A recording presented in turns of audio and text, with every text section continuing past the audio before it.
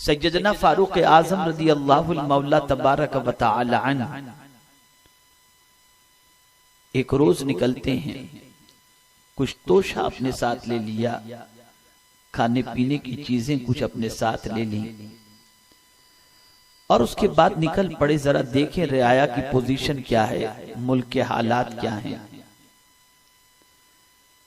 کچھ سفر طے کیا، بھوک لگی، جو کچھ توشے میں توشہ تھا توشہ دان کے اندر اسے آپ نے تناول فرمایا، پھر سفر کے لیے روانہ ہوئے۔ آپ نے دیکھا کہ ایک نوجوان بکریاں چرا رہا ہے۔ آپ گئے اس نوجوان کے پاس اور آپ نے ارشاد فرمایا، میں ایک مسافر ہوں، بھوکا ہوں، کسی بکری کا دودھ دوہ کر کے مجھے دے دو تاکہ میں اسے پی لوں اور میرے پیٹ کی آگ کو میں بجھا سکوں۔ نوجوان نے کہا، میں بکریوں کا مالک نہیں، میری بکریوں کا مالک تو کوئی اور ہے، میں تو صرف بکریاں چرانے والا ہوں، اپنے مالک کی اجازت کے بغیر میں بکری کا دودھ نہیں دے سکتا۔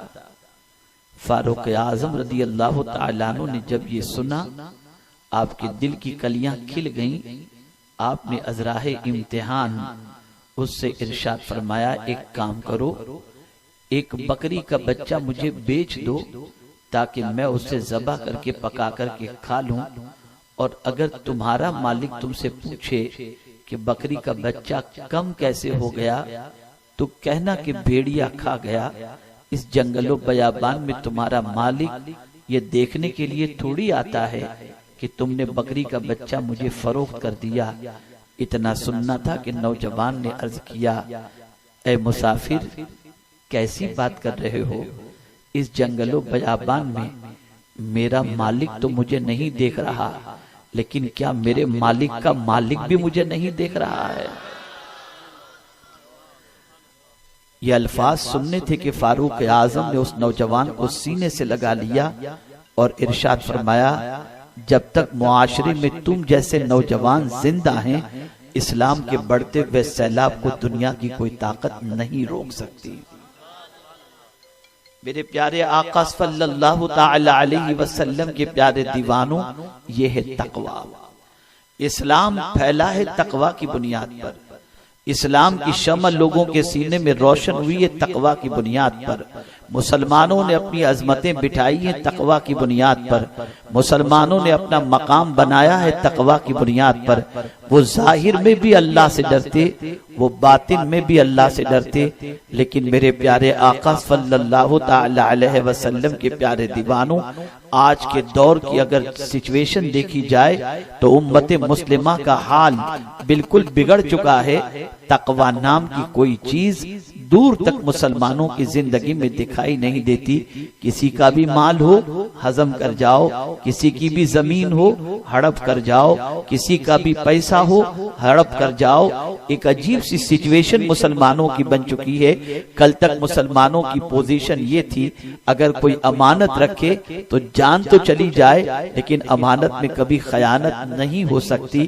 لیکن آج کے حالات بدل چکے ہیں، آج کی سچویشن بدل چکی ہے۔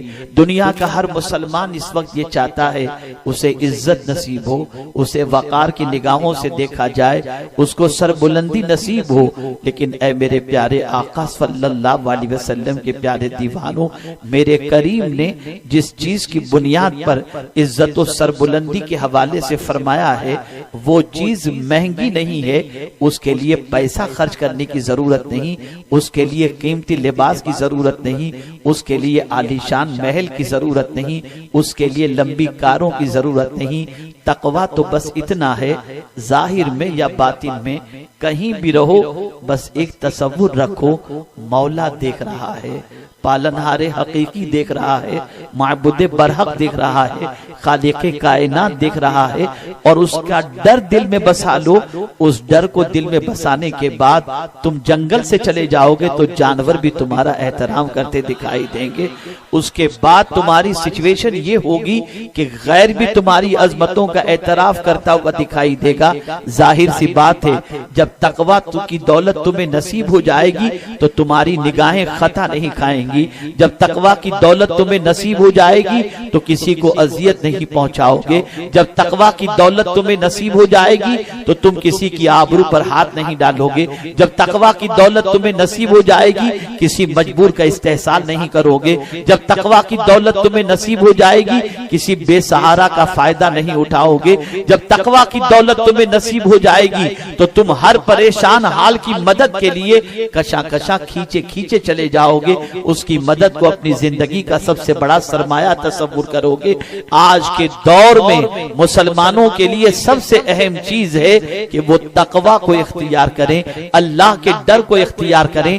ایک چھوٹی سی بات میں آپ کو بتاؤں, ایک شخص اگر کسی ظالم سے ڈر کر کے روتا ہے تو دنیا یہی تو کہے گی نا کہ دیکھو یہ انسان بزدل ہے, کس طریقے سے ڈرپوک ہے, ظالم کے سامنے ہاتھ جوڑ کر کے رو رہا ہے.